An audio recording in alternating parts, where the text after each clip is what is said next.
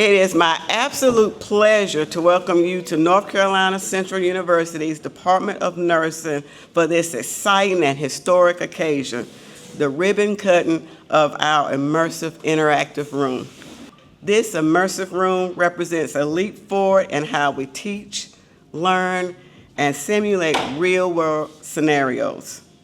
With cutting-edge interactive technology, our students can experience complex situations in a safe, controlled environment, strengthening their critical thinking. We want to make sure that the nurses, which you see around here and you'll meet them, are prepared in a way that when they hit those floors and they're walking by the graduates and alongside the graduates from other institutions in North Carolina,